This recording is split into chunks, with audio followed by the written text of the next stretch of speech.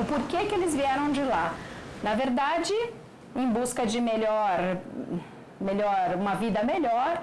Lá eles estavam muito complicados, sem trabalho, enfim, muita dificuldade para construir uma vida lá na Itália naquele período, né?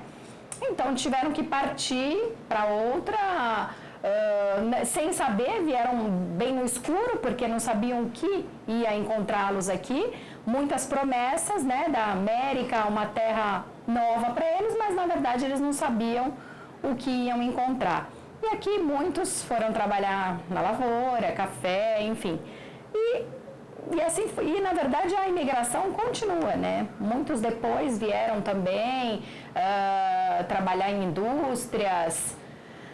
E eu acho que a gente, até hoje, a gente tem aquela italianidade conosco, né? Na cultura, na língua, sempre tem aquela palavra que é dita, cáspita, por exemplo, fica. Eu acho que assim, todo mundo que tem uma ascendência italiana, sem querer, tem uma coisinha, né, da língua que a gente sempre divulga bastante, que a gente não pode perder, né, isso. Mas sempre tem, na comida, na gastronomia, todo restaurante, acho que a gente, italiana, a gente percebe aquele toque, né, da comida italiana, que a gente vê em casa também, a macarronada de domingo. Enfim, vieram em busca, né, os italianos vieram em busca de melhores condições de vida. E vieram trabalhar duro, trabalhar pesado mesmo, e nunca esmoreceram. Esse é o meu maior orgulho, não esmorecer. Eles trabalhavam e sempre com aquela alegria. A gente pode ver até em filmes, em músicas que a gente vê, sempre naquela cantoria, nunca deixaram a Itália para trás, na verdade. Eu acho que eu faço essa junção. Eles vieram para cá, mas nunca deixaram a Itália para trás. E hoje eu acho que aqui, com o legado que a gente ficou, depois de 150 anos, muitos de nós somos mais italianos do que os italianos que ficaram lá.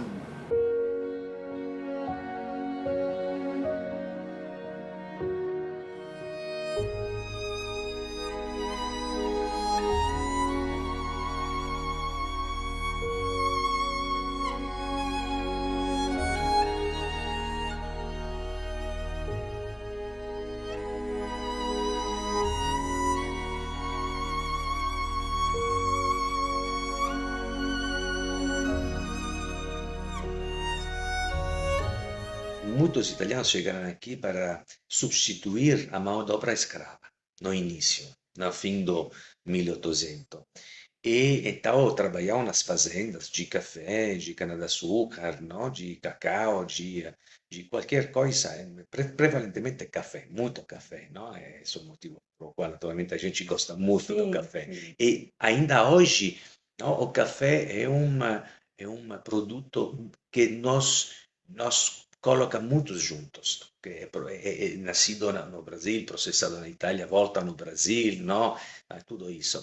Então, eu acho que a contribuição no setor econômico foi fundamental. No início, com trabalhos muito simples, não? Mão de obra na agricultura. Gradualmente, os italianos se tornaram empresários muito importantes. Um nome para todos, o Matarazzo. O Matarazzo, no século XIX, início do século XX, ele foi um dos homens mais ricos do mundo, contribuiu em abrir centenas de empresas em todos os setores econômicos. Mas, naturalmente, depois, muitas outras famílias italianas chegaram no Brasil como empresários, trabalhando em muitos setores, não? Industrial, setor naturalmente agroalimentar, o setor do automotive, o setor financeiro. Agora, naturalmente, temos famílias ítalo-descendentes e muitas empresas italianas que trabalham muito positivamente, muito construtivamente no Brasil e com o Brasil para desenvolver juntos a economia. E é um processo que está demorando, naturalmente, no tempo. Não falamos só da imigração italiana e das primeiras contribuições para a economia. A contribuição italiana ao desenvolvimento do Brasil é muito relevante, mas é hoje um estrategicamente muito importante. Então temos muitas coisas a fazer juntos também no futuro. Primeiro a gente tem que pensar que os italianos, desde do momento do Império, eles estavam vindo para o Brasil, mas existia uma migração em massa, né? Que aí foi no final do século XIX, mas ela começa em 1875, que é quando se tem o marco dos 150 anos da migração italiana, né, no Brasil. E muito devido às questões da reunificação italiana, né? Porque antes era um país muito agrário, depois passou a ser um país mais industrializado. E o que acontece? Essa mão de obra agrária, ela fica um pouco sem ter para onde recorrer, né? Vem a fome, então é uma questão de trabalho, principalmente, de pensar essa mão de obra de pessoas que trabalhavam com a terra, que elas perdem um pouco o espaço lá, e pensar que muitas delas não estavam qualificadas para esse momento industrial na Itália, né? De desenvolvimento industrial. Então eles vêm para cá em busca de trabalho, em busca de conseguir sobreviver mesmo, né? Muitos deles eram obrigados, inclusive, a assinar atestados de miséria lá, porque realmente não tinham mais recursos, né? Então, essa foi uma forma de buscar trabalho, buscar uma forma de sobreviver, e foi um acordo, né, entre o governo brasileiro e o governo italiano. Então era interessante para o governo italiano também enviar essas pessoas para outros países, e o governo brasileiro subsidiava passagens a partir de 1888 para que viessem os italianos. E em 1875, voltando um pouco, que é esse marco, esses italianos eles foram para o Espírito Santo, né, na verdade no navio La Sofia. Foi em torno de 388 italianos, mais ou menos, e eles vieram também para trabalhar na fazenda de um italiano que já estava no Brasil, que chama Pietro Tabacchi. Então eles foram para essa fazenda trabalhar com a derrubada de jacarandás. E aí, quando chegaram lá, viram que não era bem assim, né? Que o ambiente não era tão propício, mas enfim, alguns continuaram, outros foram para outros lugares, alguns voltaram para a Itália, mas aí a migração em massa mesmo, que a gente chama essa migração histórica italiana, ela começa a partir de 1888, muito para o estado de São Paulo, que aí havia esse subsídio de passagens para essas pessoas.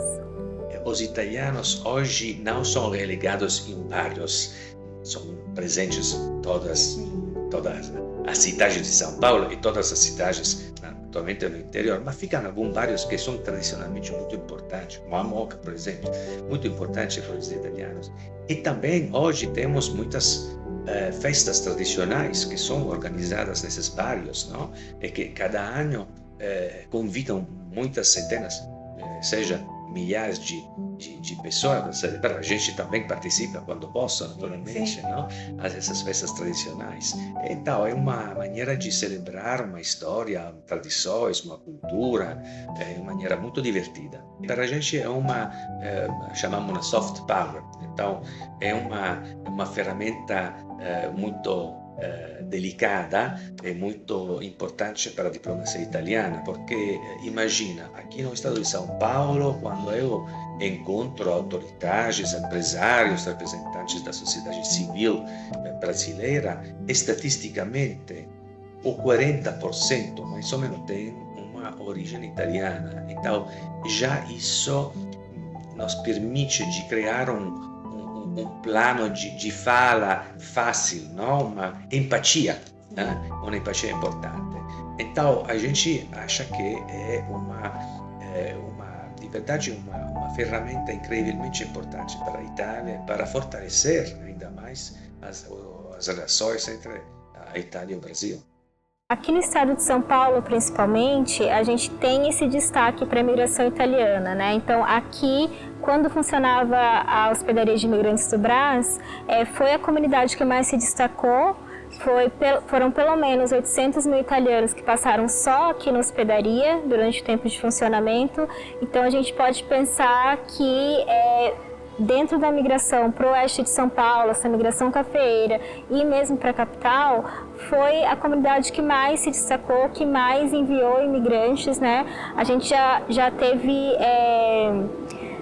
Aqui no início do século XX, eram mais de 50% da população italiana em São Paulo. Então, a gente pode pensar que a formação de São Paulo ela tem muito a ver também com essa migração, tanto na questão do desenvolvimento agrário dos interiores paulistas, quanto na capital paulista. A gente tem muita influência aqui, né? A gente tem vários bairros, inclusive aqui, né? O Brás, a Moca. Então a gente tem aqui no entorno, né, da hospedaria, das linhas férreas, o Brás, a Moca, o Pari, os cortiços que foram levantados por esses imigrantes, né? Não eram somente imigrantes italianos, mas era principalmente imigrantes italianos.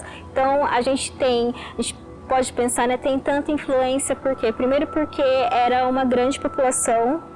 Segundo, porque realmente se estabeleceram de uma forma de desenvolver também a cidade, né? Não foi só uma questão exploratória como estava sendo feito antes, na época do Império. Foi um momento de desenvolvimento das cidades. Por exemplo, o centro de São Paulo, ele tem muita mão italiana ali, né? Tanto na construção quanto na arquitetura. O Teatro Municipal, que é um lugar muito importante de São Paulo, ele foi projetado por italianos, né? Então, a gente tem as cantinas, a gente tem diversos marcos culturais mesmo do estado de São Paulo, sendo a principal capital do país, né? Então, realmente, a gente pode pensar essa influência, grande influência devido à quantidade de pessoas, mas também a esse movimento de desenvolvimento, né? Tanto em relação à questão agrária, quanto nas cidades, na arquitetura, nas empresas, né? A gente tem o nome do Francisco Matarazzo sempre muito em destaque, porque ele trouxe muito da industrialização para São Paulo.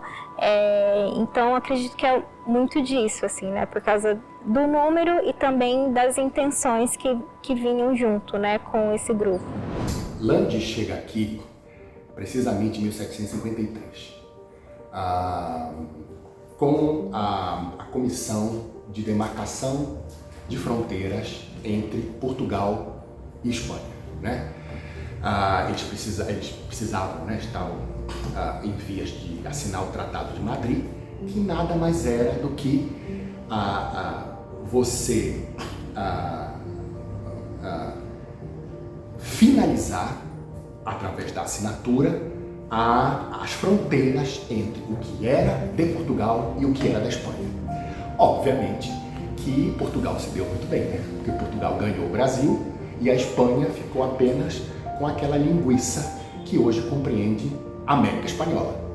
Então Landi chega aqui em Belém do Pará, em 1553, como desenhador, como riscador. Ele era gravador, ele era pintor, ele era arquiteto, ele era engenheiro, quer dizer, ele veio com uma formação completa, né? Bolonês, um artista bolonês do século XVIII. E eu acredito que ele se depara com um Belém que era totalmente portuguesa e precisava de um profissional qualificado, que era o que ele era, para construções vultosas de Belém. Então, por que ele é tão importante? Em primeiro lugar, porque ele se vê como a pessoa certa no lugar certo. O governo do Pará, né, precisava de alguém para construir, para remodelar a cidade, para que ela se transformasse realmente em uma cidade o mais interessante, o mais especial, uma cidade que pudesse, obviamente, tentar se equiparar às cidades europeias, e não existia naquela época esse profissional. Então ele era a pessoa certa e ele não pensa duas vezes. É dele a finalização da Catedral de Nossa Senhora da Graça, em Belém do Pará, que é espetacular. É dele o Palácio dos Governadores, é dele a Igreja de Santana, é dele a Capela Pombo, é dele a Casalande. Então, assim, entre outras obras, eu queria citar uma em específico que é uma joia do período colonial oitocentista brasileiro, que é a Igrejinha de São João. Por quê? Porque é um espaço pequenino, né? Ela é uma capelinha, mas a planta é octogonal. Ele produz uma igreja com planta octogonal e cúpula no século XVIII. Como se isso já não bastasse, ela é única, como se isso já não bastasse, são dele as pinturas de quadratura que foram recentemente descobertas, década de 80, únicas no Brasil. A pintura em perspectiva, que é conhecida como pintura de quadratura, produzidas por ele, que a Igrejinha de São João tem, são de Landi. Bom, a gente tem uma italianidade, né, no Brasil, principalmente no sul, no sudeste do Brasil, mas a gente também não pode esquecer de destacar outros lugares, né? Por exemplo, no Nordeste do Brasil, a gente tem famílias italianas que estiveram lá no Espírito Santo, mas sobretudo em São Paulo, né? No Sudeste e no Sul do Brasil. Aqui em São Paulo, desde o sotaque paulista, né? Até os bairros, como eu já falei, e eu acredito que quando eu falo dos bairros é muito importante porque São Paulo, antes da migração, era uma província, né? Era um lugar muito pequeno, a população era muito pequena e foi a partir da migração que teve todo esse desenvolvimento populacional também. Então, a cidade e o estado, né? Foi povoado por imigrantes e os italianos, eles trabalharam muito e deixaram um legado, seja nos sobrenomes, né, nos costumes. Então, algo que eu sempre destaco é que a massa, por exemplo, né, as massas que vieram para o Brasil se tornaram um alimento que pode ser um alimento de família no domingo, mesmo para famílias que não são italianas ou não têm uma ascendência italiana. Então, isso é um dos marcos muito fortes, a gastronomia italiana. Mas, para além disso, a gente tem aqui no estado de São Paulo um número muito grande de pessoas com ascendência italiana. No Brasil, a gente tem em torno de 32 milhões de pessoas que tiveram famílias italianas e dentre esses 32 milhões, 20 milhões estão em São Paulo. Então, eu acho que esse legado ele está para além dessa história, é algo que ainda pode ser visto através das festas. A gente tem San Genaro, a Churupita, a gente tem o desenvolvimento do café ainda hoje, que foi muito pela mão dos italianos. A gente tem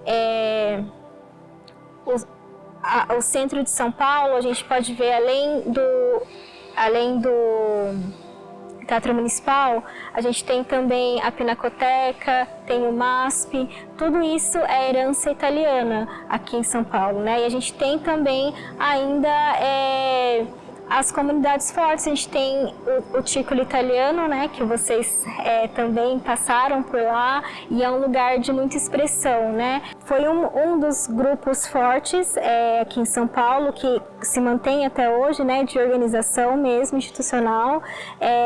A verticalização de São Paulo também é responsabilidade dos italianos, né, com o Martinelli. A gente tem o edifício Martinelli até hoje, que completou 100 anos agora. Então, tem um legado muito forte, né? Tem ainda a questão vinícola no Brasil, que é muito forte, mas quando eu penso em algo muito popular que as pessoas sempre lembram, acho que é isso, é a questão da arquitetura, a questão alimentar também, que é muito forte, e das festas. Fica num bairro italiano, aqui o Camusia, num bairro italiano, só os imigrantes, todos que vinham da Itália, era no bairro aqui do Camusia. Aqui, há muitos anos atrás, era um reduto só de italianos, entendeu? E nós mantemos a tradição ainda desde aquela época. Bom, o restaurante italiano, do meu ponto de vista, a arquitetura, né? A madeira, as pedras de madeira, os pratos típicos, o que mais eu posso te falar? Os antepastos. E as massas tradicionais são feitas aqui no local. Diferenciado de outros fast food que você vai comer, é tudo pronto, tudo industrializado. E eu penso assim, esse é o meu ponto de vista. Bom, eu vejo que novas gerações estão difíceis para entrar no ramo. Está cada vez diminuindo as cantinas. Muitas cantinas agora tem poucas, de São Paulo, tradicionais, não?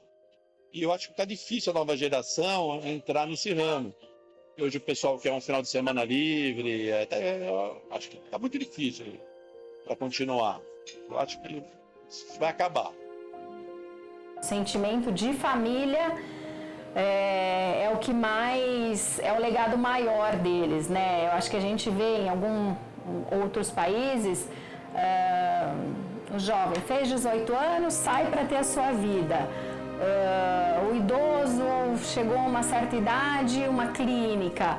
Isso a gente, com o nosso legado italiano, eu vejo menos. Eu acho que aqui as mães querem ficar com os filhos em casa até 50, 60 anos, é o meu filhinho.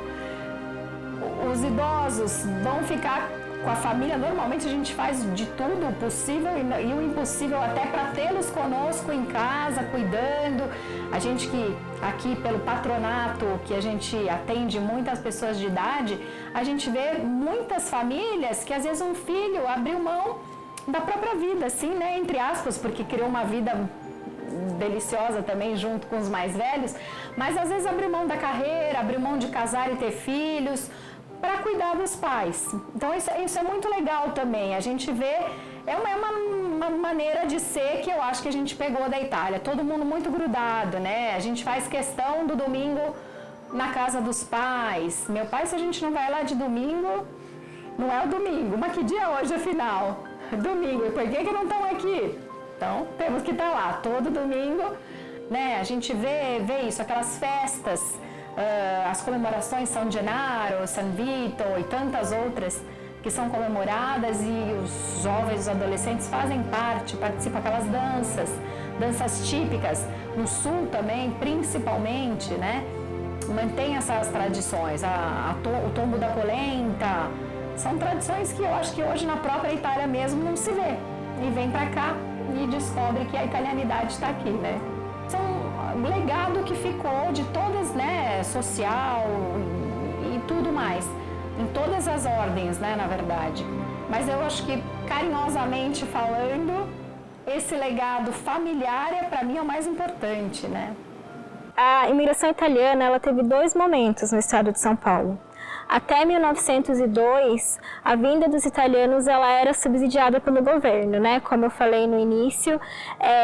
Então, eles vinham e eles passavam aqui na hospedaria obrigatoriamente essas pessoas que vinham subsidiadas, porque na hospedaria de imigrantes havia agência de colocação e trabalho, que era onde eles fechavam os contratos ou já vinham de contratos fechados e passavam aqui para formalizar. Depois de 1902, é firmado o decreto Prinetti. O que aconteceu? Veio um governante da Itália para o Brasil verificar as condições de trabalho e ele viu que não eram favoráveis, né? Então, é proibida a vinda subsidiada de italianos para o Brasil, e aí eles têm que vir por conta própria. Eles poderiam continuar vindo, mas por conta própria. Então eles vêm, continuam vindo, só que aí eles passam a ocupar mais os centros urbanos, que aí é onde começa muito esse boom de São Paulo mesmo, né? Mas, e aí a partir desse momento eles não eram mais obrigados a passar aqui pela hospedaria, mas muitos continuavam passando porque aqui era o lugar para se encontrar um trabalho também, né? Então, assim, desciam em Santos e vinham de trem de Maria Fumaça aqui. A gente tem a linha férrea, né? Aqui até hoje no museu, que era a linha férrea que eles paravam para ficar aqui na hospedaria, e ficavam entre 3 a 5 dias. 3 era o ideal, mas alguns precisavam ficar mais, né? Então, eles vinham e passavam aqui, né? Como eu falei, em torno de 800 mil italianos passaram por aqui. Foi o grupo mais expressivo. A gente tem nas paredes do museu, inclusive, as instruções, né, de convivência que são italianas, a gente ainda tem aqui registrado, a gente tem muitos registros de italianos no nosso acervo digital, então foi um lugar que foi a primeira porta de entrada realmente para muitos italianos aqui no Brasil e aqui no estado de São Paulo. A cidadania tem dois pilares, não? Pilares que são os direitos, outro que são os deveres, não? Então, acho que a cidadania deve ser sempre interpretada como uma comparticipação de valores e de desempenho para um sentido comum que é a Itália.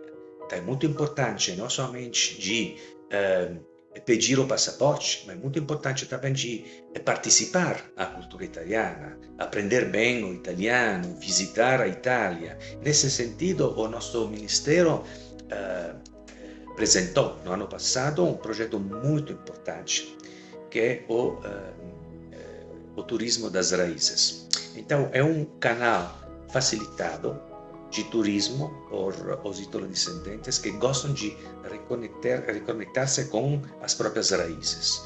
É um programa bem estudado e desenvolvido não somente do Ministério dos Assuntos Exteriores e do Ministério do Turismo na Itália, mas também com as autoridades locais, as pequenas prefeituras, que são os lugares de saída, de origem de muitas famílias que agora moram aqui no Brasil. Então, com percursos dedicados para conhecer os lugares de onde chegaram, não?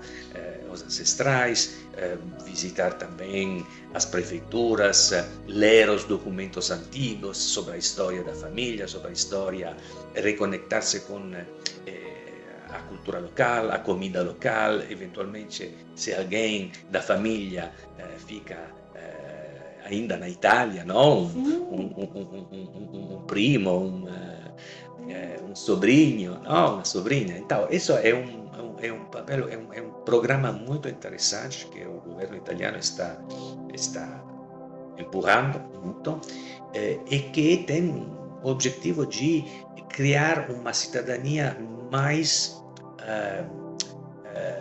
consciente, mais pensada, mais completa. Turismo das raízes, mas em princípio o Consulado-Geral de São Paulo, mas também os outros colegas que são na rede italiana aqui no Brasil, estão organizando cada ano muitas atividades de promoção cultural, de promoção econômica empresarial, não? Para fazer networking entre as empresas italianas e as empresas brasileiras, para criar um ambiente fértil para desenvolver as relações. Então, eu gosto sempre de repetir, não? No ano passado, 150 anos da imigração italiana, celebramos uma história, mas tudo isso é uma forte raiz hoje para olhar para frente.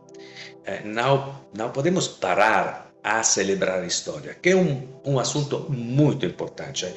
Todas as pessoas precisam de conhecer as próprias raízes. A história, os latinos, os romanos sempre falavam a história magistra vitae, não? Então a história é uma professora, não? da vida, porque nos ensina o que aconteceu no passado para preparar, não?